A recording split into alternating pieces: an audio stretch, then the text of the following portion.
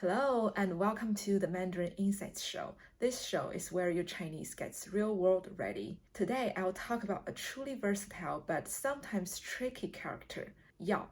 You have definitely heard it in words like 想要,将要,就要.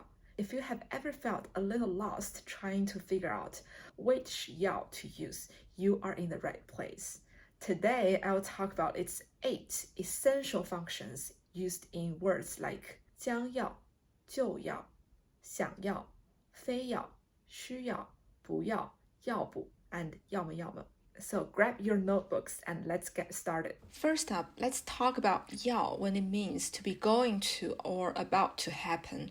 This is one of its most common uses indicating future action. And there are 2 different types of future action. One is to use 要 to convey objectively something is going to happen, and we often pair it with other words like 将要. For example, 今天我要去看电影 or 今天我将要看电影. Here, 要 or 将要 indicates that the action is going to take place in the future. 他将要成为一名医生. He's going to become a doctor. And there's a different type of future action. If this action is going to happen very soon, we use 就要. 火车就要开了. So it's like, I'm calling out to someone. The train is about to leave, hurry up. Another function of 就要 is to convey someone's personal feeling that something significant and exciting is about to happen. An event can be 1 month away or a year away, but still feel very exciting because it's a significant life event, like graduation or getting married or having a baby. 明年我就要毕业了. I will graduate next year. Consider this example. Let's say I've never been to China and I've been planning to travel to China for a long time, and finally, in 2 months, I can go to China. So I can say, 再过2个月我就要去中国了. 2 months isn't immediate, but traveling to China is a huge, exciting event. I use 就要 to express my personal feeling of anticipation and how close this trip feels. If you were to say, 我2个月后将要去中国, it is grammatically correct, but the feeling would be very different. It would sound like a formal objective statement of your trip rather than a personal expression of upcoming exciting event. So we have talked about using 要 to describe actions in the future with the simple everyday 将要 and the immediate and personal 就要. Next, we'll look at how to use 要 to express want. This is perhaps the most common use of 要. When 要 expresses a desire or intention, to really understand it, it's helpful to think of it as having 2 levels of want. First, there is the standard everyday desire. Then, there is a strong, determined, stubborn desire. 要 is the key to expressing both. To express standard everyday want, you can use it alone or with 想要我要一杯咖啡. It's a simple request indicating your desire. Very straightforward. 他想要一辆新车 or 他要一辆新车. 想 and 想要 are the same. He wants to have a new car. Adding 想 makes the desire even more explicit. But if your want is so strong that you are determined to do it no matter what, even if it's a little bit illogical and it's not the best thing to do, you use 非要. For example, if you are about to drink a cup of coffee at 7 o'clock in the evening and your father's like, you probably don't want to do that. You have trouble falling asleep. And you're like, Dad, I'm going to have this cup of coffee no matter what. I don't care what you say. I don't care if it's going to disrupt my sleep. I have to have the coffee right now. Then you use 非要. 我非要喝一杯咖啡. I insist on drinking a cup of coffee.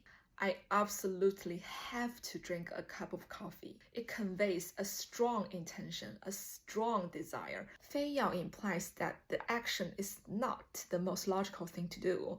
Objectively, having a cup of coffee at 7 o'clock in the evening could indeed disrupt someone's sleep, but you are determined to do it anyway. Let's put it into another real-world example. Let's imagine it's 11 p.m. and your friend suddenly decides to go for a run. It's cold, it's dark, and it's dangerous. You don't think it's the best idea, so you say, 你非要去吗? Do you absolutely have to go? And if your friend is just as determined, he could reply, 我非要去. I insist on going. By saying 我非要去, your friend makes it clear that the decision is final and it's not up to discussion. With 非要, we see a must that comes from the inside. But what about a must that comes from the outside, from the rule, from the standard, the requirement, or it's just the logical thing to do? This brings us to 要 when it conveys an objective necessity. This is where 要 means need to, must, have to, or should. This is often used when giving advice or stating a requirement. 开车要小心. You should be careful when driving. This is a logical safety rule for everyone. 学中文要多练习. To learn Chinese, you should practice more. This is a recommendation, a requirement stated by your Chinese teacher.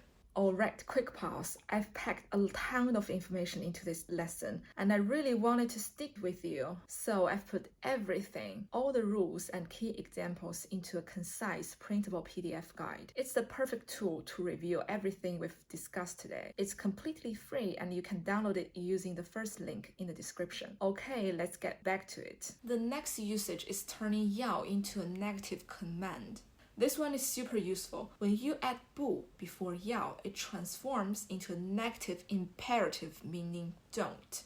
It's a direct way to tell someone not to do something. Quick pronunciation tip, because 要is a fourth tone character, the 不 before it changes to the second tone, so we always pronounce the word as 不要, 不要. So this word is used by parents a lot when telling their children what not to do. 不要说话, don't talk. It's a straightforward command. 我们不要浪费食物. We should not waste food. Think of it as the very opposite of the should or must 要. Instead of you should do this, it becomes you should not do this. Very simple, very effective. Now, here's where the magic of Chinese really shines. Take the two exact words we just learned and literally flip their order. What do you get? 要不, it's a gentle phrase for giving other suggestions. So by flipping the word order, we transform 不要, a command telling people what not to do, into 要不, a gentle phrase to give suggestions. It's getting late. 要不我们明天再去. I'm a little tired. 要不我们先休息一下. How about we rest for a bit first? Another function of 要不 is used as otherwise or else. Used in the middle of a sentence, 要不 connects an action with its consequence. 你快点，要不我们要迟到了. Hurry up, otherwise we'll be late. 你得多穿件衣服，要不你会感冒的. You should wear more clothes, otherwise you'll catch a cold. So 要不 is used to give suggestions or point out the consequence of an action. Quick pronunciation tip. 要不, the 不 is neutral tone. 轻声要不. For our final point, we're going to look at how 要 forms the building blocks for conjunction that present two clear, distinct choices. We use the fixed structure 要么,要么. This is the classic either or pattern, perfect for laying out two mutually exclusive options. 我们要么吃面条，要么吃米饭. We either eat noodles or eat rice. 要么你走，要么我走. Either you leave or I leave. This one is a bit dramatic, clearly stating two mutually exclusive options. Notice how the structure clearly presents two distinct choices.